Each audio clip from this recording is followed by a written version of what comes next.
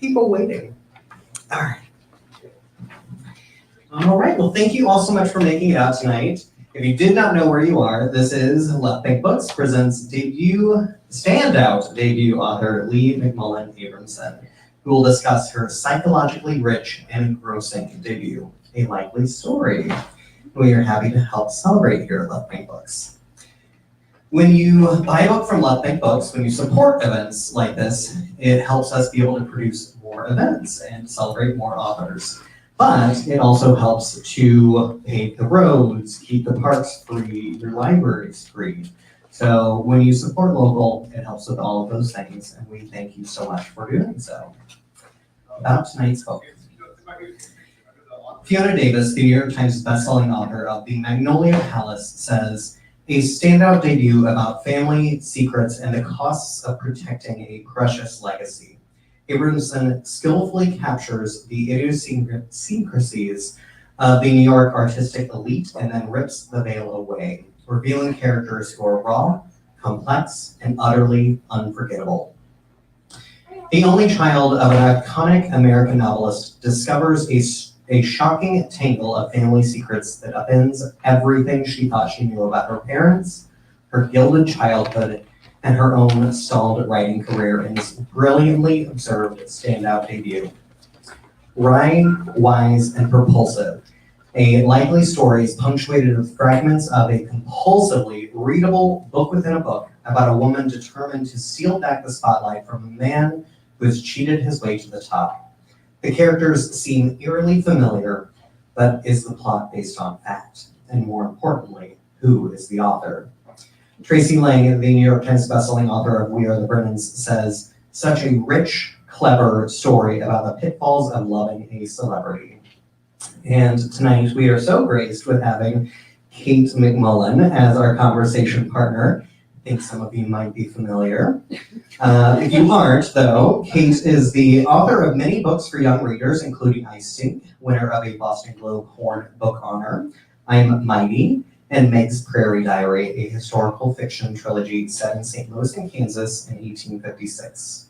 She has been fascinated by the Lewis and Clark expedition since the age of 10, when an uncle told her about an ancestor who has gone on the expedition. That ancestor was 16-year-old George Shannon. Ms. McMullan lives in New York City in Sag Harbor, New York, with her husband and collaborator, noted illustrator Jim McMullan. And you can visit her online at katemcmullan.com. We do have two of your newest books for sale at the desk, including I Stink as well. And tonight we are here to celebrate the incredible Leigh McMullan Abramson. Leigh has worked as a lawyer and a journalist. Her writing has appeared in the New York Times, The Atlantic, and more. A Likely Story is her first novel. Leigh lives in New York City and Vermont with her husband and children. Now, without further ado, would you all please help me in so warmly welcoming and celebrating our fantastic guests for the evening.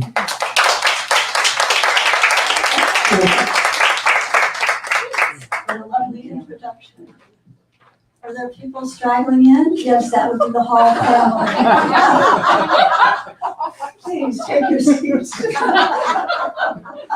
The walk of shame.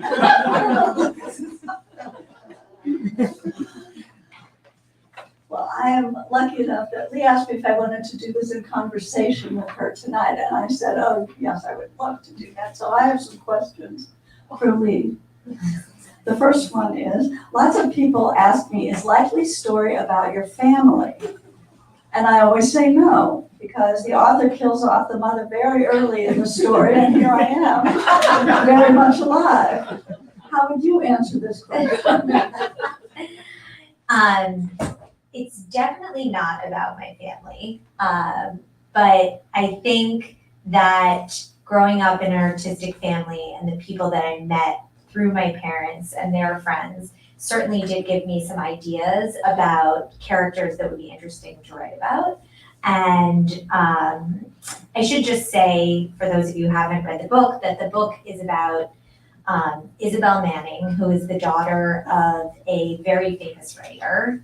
And she's trying to be a writer herself, but she's just turned 35 and she still has not published a book. Not that there's anything wrong with that, as someone who was definitely 35 and had not published a book. And so she's trying and struggling and failing to write a book that's published, and her mother passes away suddenly at the start of the book and leaves her alone with her father, who is a narcissist and who's never really been the active parent in her life. So she goes and spends a weekend with him at her parents' house. And after that weekend, she does publish a book to great success. And it seems that her fortunes have been reversed, but in fact, her real trouble is only beginning. So that is essentially what the book is about without spoilers. And I would definitely say that the characters are not at all inspired by my parents, but that because I had my parents, I was able to meet people who provided good fodder. All our narcissistic friends, I guess. Pretty much. Don't name names. When I read A Likely Story, I somehow mentally skipped over the part where you described Isabelle's blonde tresses, and I pictured the protagonist looking just like you. Why did you decide to write about a tall blonde in your book? That's sort of the way that I saw her, and I don't know, that's just kind of how she appeared to me. I felt surprised afterwards that her husband said, no, Isabelle is blonde and tall, and I'm like, what? I'm not a very careful reader. Isabelle is the only daughter of Ward Manning, the famous best-selling author. What inspired you to create the character of Ward, and how did you come with the idea of him being obsessed with reading his fan mail?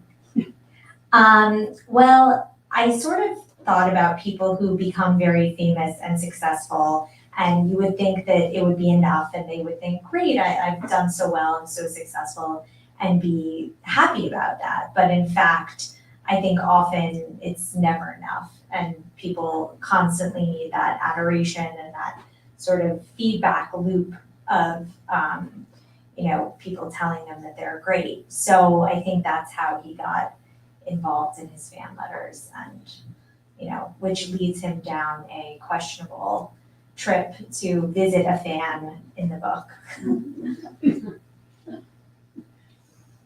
Your story goes back and forth in time with different characters speaking to give their point of view and move the story forward, and also contains a book within a book.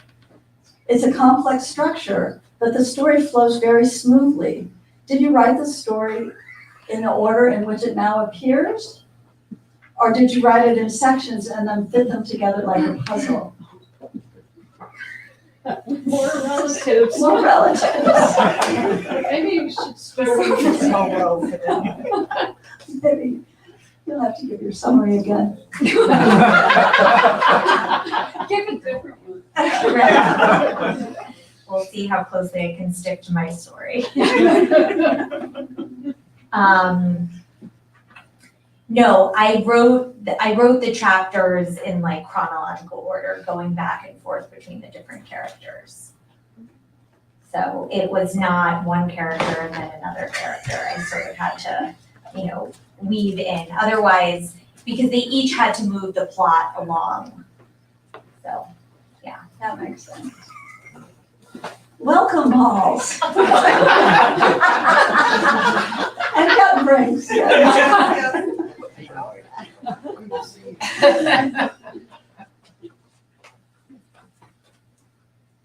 I'm just gonna keep going on the questions. Do you want to give a brief summary of the book again, or? Oh, okay. Well, it's about an aspiring author who's the daughter of a very famous author trying and struggling to write a book herself. Autobiography.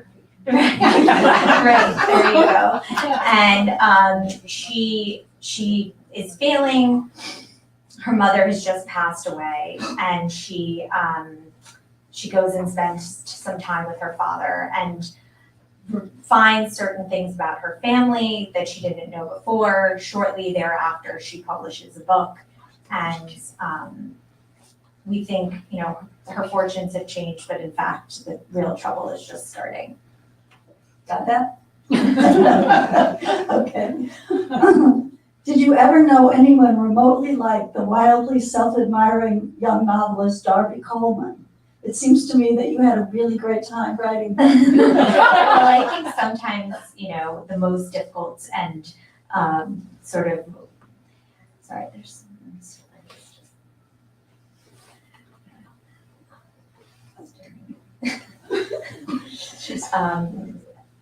That it seems the most, they're the most, fun to write. And The most flawed. the most flawed, yeah. Look for Darby Coleman in your reading. Isabelle has a tortured relationship with her hunky boyfriend, Brian. I was rooting for Brian the whole time I was reading your book, and I wondered if you hoped that readers would do this. Yes, I did. I hope that people would root for the love story in the book, which is sort of a side plot, but also, I think something that people are, does make it interesting, and people really do want them to get together because, you want Isabelle to see reason and get back together with him. I certainly did. When I was writing about Fluffy the classroom guinea pig, this is personal, this is pertinent. After a while, Fluffy started speaking inside my head, really, and all I had to do was write down what he was saying when his turn came to speak. And I wondered if anything like this ever happened to you writing a likely story, and which characters were speaking to you in your head. Well, at different times, all of them, I think. They were all speaking to me in different ways and different once I got their voices in my head, it made it much easier to write about them and much easier to kind of, their chapters would flow more easily. But certainly I would kind of hear their voices at different times or hear someone say something and think, oh, that would be something that this character would say, and I would email it to myself or write it down or something like that. That's good. I was interested in the book club question about Claire, the mother, who is a really good-hearted, nurturing mother, and that you found her.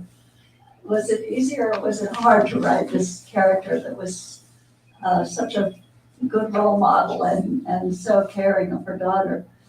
I think in a way it's harder to write the characters that have the most sort of, are the most benevolent, because their flaws don't sort of pop out at you and you can't use them to guide their, bad decisions. But, so yes, I would say that hers was the hardest to write, probably. I would think it would be true. Okay, you're now a busy mom with 2 young children, and how do you manage to fit writing into your life? It's definitely difficult, and I try to write as much as I can in the mornings, and then, leave the afternoons free. And if I have a thought that I want to incorporate, I'll generally email myself and so I don't forget, because I've learned that no matter like how much I think I could never forget this, like I will definitely forget it. Do you feel like you're always working inside your head? Some part of your back lobe is still Yes, writing the story? yeah. What do you find the most difficult part of writing a novel, and what's the aspect of it that you most enjoy? The most difficult part, I think, is at the beginning when I don't really know, how it will take shape and, how I'm ever going to finish it. And that is difficult, I think. And then once it's written and I feel like it's at least has some semblance of a book, the editing, I like editing and, moving things around and, wordsmithing. I like that a lot more than the actual drafting. And are you working on a new book?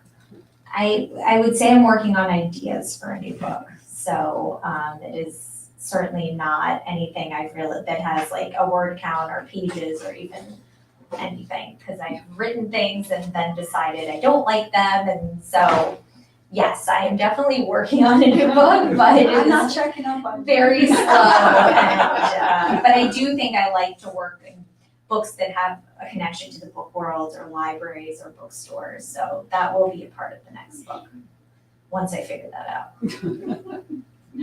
That's all I have. Do any of you have questions for Leigh?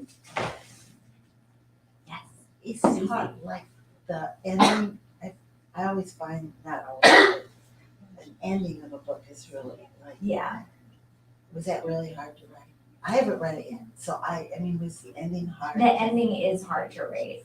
Yeah, the ending, it's hard to, you have everyone kind of in the air, and then the ending is hard because you have to land the plane and, you know, make it satisfying but not too perfectly wrapped up, and it is hard. Yes, I think so too. Did you have to rewrite or no? Oh, yes, Yeah. yes, many times. How did you become an author? Well, I thought about it for a long time, and I was a lawyer for a little while, and I started writing very short things for magazines and newspapers, and then I decided to write a book, and I wrote one book and it didn't get published, and I thought I'm gonna write another book, and then that one did get published. Yeah. The process of writing, you don't know where you're gonna go when you start, you don't have an ending? I don't know that, I probably don't have an ending, but I do have a sense of like what I want the book to be about and what, like a general sense of the ending, and how, I think it's more important than the actual ending is like what the kind of like twist is going to be, because at some point in the book, there has to be something that's surprising or, you know, interesting, sort of, and so I kind of do need to know what that is before I write it. I have another question. I have a whole lot of questions. Okay. How are you feeling? No. Just kidding. When you do characters, do you write a list of their, you know, like somebody's like, you know, just say mom, you're the mom character, sweet, kind, you know, fat, ugly. I mean, do you write descriptions of them and then fill it out, or do you just let it talk to I you? kind of have a general idea of what they're, not so much their like adjectives, but the things that their situation in life and what their like frustrations and problems How are. they got there. Yeah, I mean, every character should have some kind of problem or some kind of misconception about their situation that will change over the course of the book. So I think I need to understand what that is so I can start them off in the right place. And So take them some. Yeah, ideally.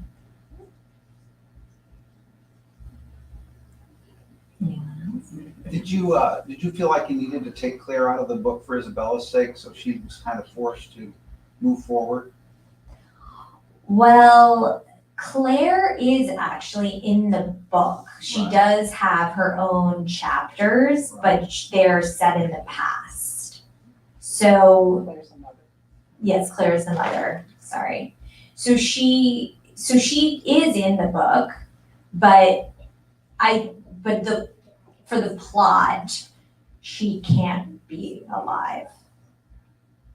Sorry, Claire. Sorry, not sorry. Yeah. How, from thinking about and kind of putting into your mind how you were gonna go with this book and writing the book, how long of a process was that? Along, I would say I started it in like 2018, and then I wrote it for 2 years, and then COVID happened and I didn't write it for about 6 months because I had 5 and a 2-year-old when COVID started. And then I went back to it once they were back in school, and I worked on it for another 6 months. In that hiatus, did you change the story at all, or? There's a book within the book in the story that I hadn't put in the actual chapters of the book.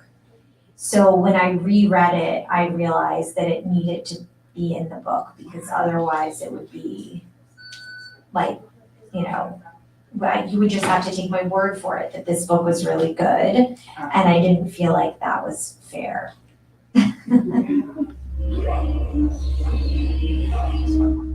Alice has another question. How do you like New York? I like New York a lot, and the book is set in New York. So yes, I enjoy New York. You should get your parents to come bring you.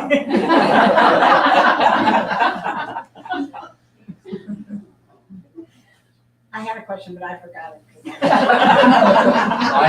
We all understand. Yeah, email. Yeah. I did, and I don't remember. Any other questions? Talk about the editing process. How frustrating or rewarding was that? My own edits, or once it was with an editor?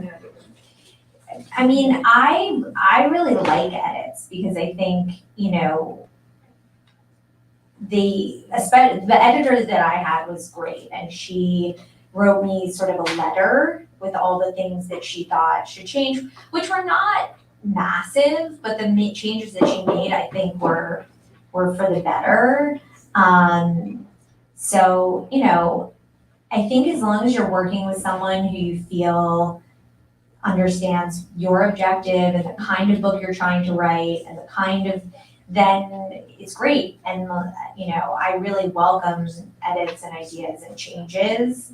I think all of the changes she suggested resonated with me, and I was happy to make them. Okay. Yeah. When you're in the process of writing, when you go to bed at night, does your brain turn off, or do you have to finish whatever you've been thinking about in the day? Or does it pop up and say, oh, I should have done this, or? Yes, and then I'll probably just write myself a quick email and say, do this in the morning or something to remind myself. So it's a constant. Yeah, it is a constant thing. Once I'm sort of in that kind of mindset.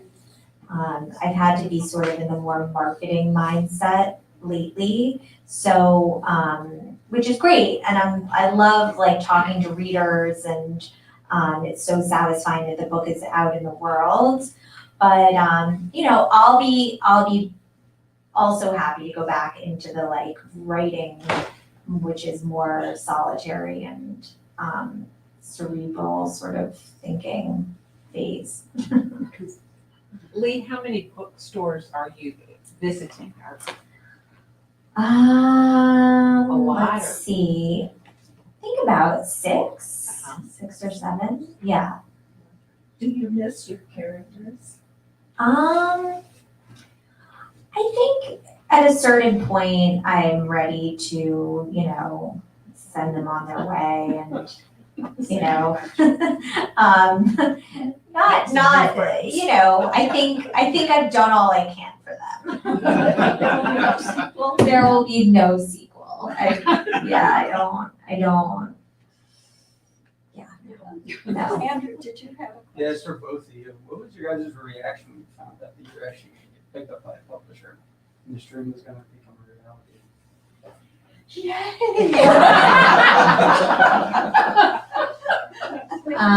Awfully proud. Yeah, I'm really proud, but I had no doubt. Leigh won the 8th grade writing class.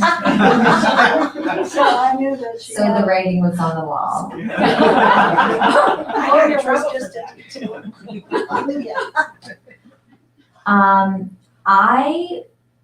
I was very relieved. I think I felt more relieved than anything else, because I had a book that didn't sell, which at the time I thought, oh my God, what's wrong with me? How did I write a book that didn't sell? It turned out I just didn't know enough writers at that time, because now I talk about it and other writers are like, just one? Like, so, you know, but no one really, I don't know, no one tells you that. So I thought, well, if this book doesn't sell, like I'm gonna have to figure something else out and do something else. So when the book, my agent took the book out, and she kind of likes to work and not give me updates every day, which I appreciate. But I had been kind of checking my phone and really nervous, so I decided I'm gonna leave it was my kid's last day of school, and I was like, I'm just gonna leave, I'm gonna be with my kids, I'm gonna be with my husband, I'm just gonna leave my phone at home. And then of course I had like, 10 missed calls from her. I was like, why haven't you been picking up your phone? But yeah, so I was definitely relieved and happy. What was that time period? I mean, how long? It was only a few weeks. It was only like a few weeks, like she sent it out, and a few weeks later, and then I spoke with the publishers who were interested, and then I actually found out that I had an offer from a different publisher than I ended up using, and I was alone at my house with my son, who is now 8, but at the time he was 6.5, and I said, Mommy's gonna publish her book. And he was like, is your book about baseball? And I said, no, it's not. And he was like, whatever. So I was like, all right. It was a good lesson that like, not everyone will care. Not everyone will care. So. When you send it to your editor, how long does that take? Like for her to edit or him to edit? I can't even, it was the substantive edits, probably a few weeks. And then there's more like granular edits, and then there's copy edits. So there's a few rounds of edits, and then starting with the most kind of broad level, changing actual plot points or adding things, and then getting down to like commas and typos and that kind of thing.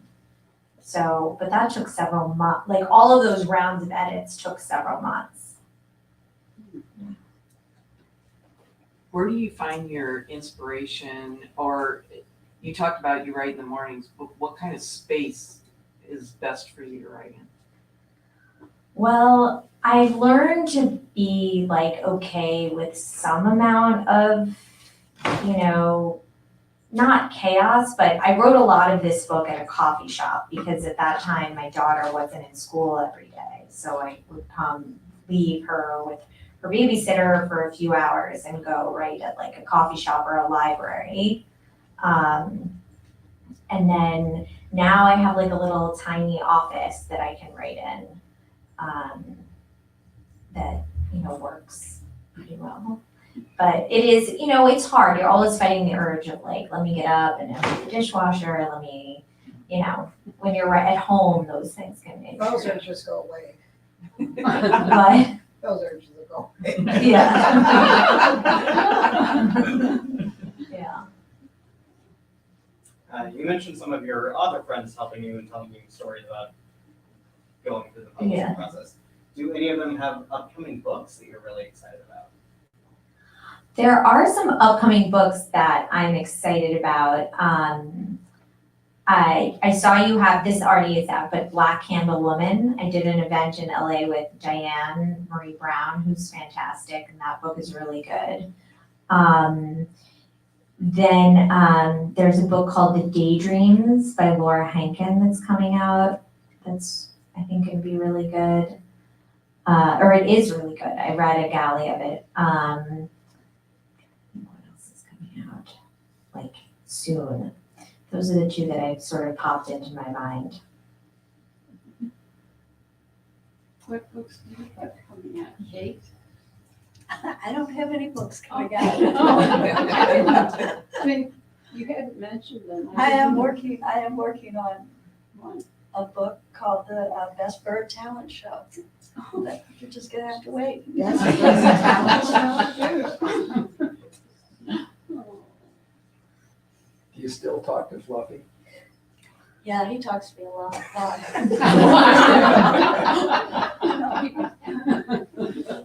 I can't pills for that. Alice has another question. Do you have any joke books coming out? You know what? I don't have any more joke books coming up, but I have so many, I bet you haven't read them all. I'm gonna look for them and send you some.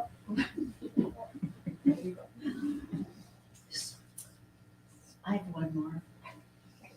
What are, both of you, what are some of your favorite recent novels or that you've enjoyed reading? You go I'm trying to first. think of a novel that I have read lately. I have read Lee's novel lately. That was pretty good. That was the best one. I'm reading mostly nonfiction right Oh, now for some really? reason. I'm reading a very big fat book, biography of George Washington. I bet It's really fascinating. Yeah. I couldn't bring it on the plane. Oh. Lee reads a lot. I read a book called Flight by Lynn Steverstrong that's really good. Flight. What else? I just read the book House of Eve. It's good, really good.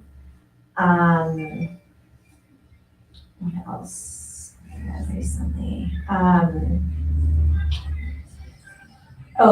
I'm reading a book called Stone Cold Fox, which is fun. It's about sort of like a con artist. It's good. There's another book that's, if you like epistolary novels, like letters, called Love and Saffron. That's really, really good, and you can read it in like 2 days. We can talk offline. I'm just gonna try to write these down. Yeah. You're going too fast. Okay.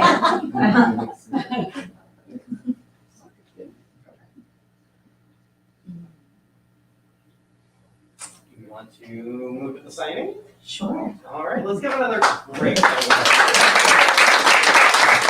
Thank you so much. We do have books available for sale at the desk, both Lee's book and A Likely Story that we have totes for. So for every person that purchases a copy, we will give you a tote. And we also have a selection of Kate's books available at the desk, and they will be signing at the front of the room. Thank you all so much.